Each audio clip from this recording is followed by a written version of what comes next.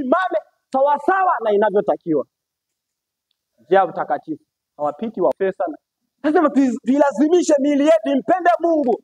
Ndugu zangu wasichana, msikimbilie kuvaa tu nguo zenye mipasuo. Lazima kwanza mwanzie ndani, mioyo yenu mipasue mwelekee Yesu. Lazima tulazimishe. Hata kama haitaki lakini tulazimishe. Ailazimisha imtii Mungu. Bwana asifiwe. Bwana Yesu asifiwe. Tuanzie kwanza kuipasua mioyo yetu mwelekea Mwokozi.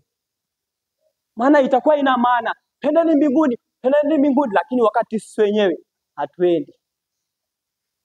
What does it mean? Umepoteza muda mwingi kumwabudu Mungu. Ukipiga hesabu sadaka ulizotoa, afu siku ya mwisho uje uonekane haufai mbele za Mungu. Na Mungu alivyo wa haki, hana upendeleo. Saizi ukienda sehemu zingine una kesi, advocate anaweza kukutetea. Kampanga tu, kampa hela advocate akakutetea.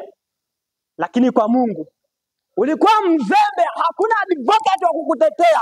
Utahukumiwa kwa haki yako mwenyewe. Sasa yauze maisha yako wewe mwenyewe, yauze kwa vitu vya dunia hii. Vitu ambavyo kiangalia yani hata kwa hali ya kawaida havifai mbele za Mungu.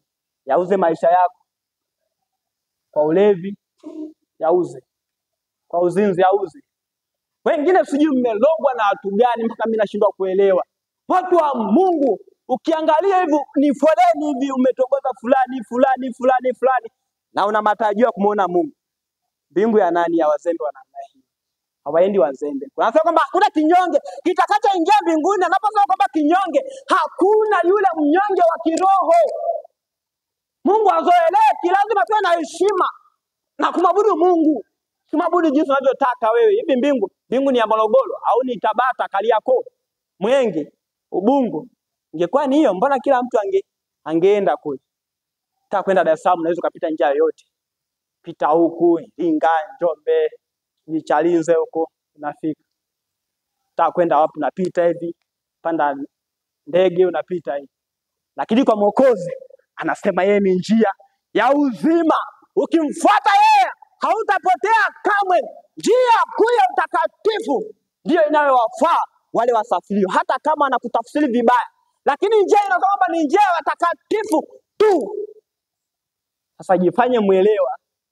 Wewe ni kurahisisha kupunguza tu mambo. Hiki hapa ni kweli. Wewe jihurumie. Maana wakati mwingine utamnyeshezi nikafunga. Wamesema kwamba eti nina vidonda vya tumbo. Sasa wamesema hivyo wewe ukafunga, lakini bado wewe kazi ni kuomboleza tu, magonjwa yanakuja kwako.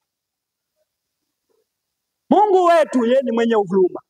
Wewe ukiamua kwa moyo wako wote, ukafungua kwamba Bwana, mimi nataka unifanye kwa chombo chako kweli kweli. Sitaki unafiki, nataka nikutumikia kwa roho na kweli.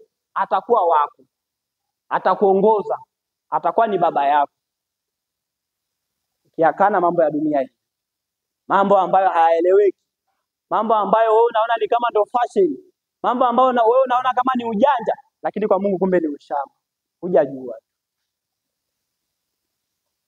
Bwana Yesu asifiwe. Bwana Yesu asifiwe. Jamani, tunaelewana? Simpigie Yesu makofi.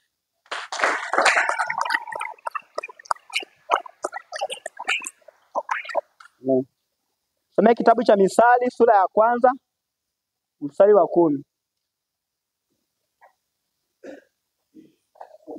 Amen.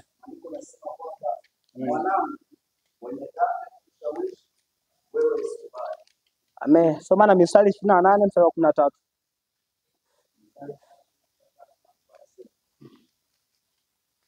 Yanasema kwamba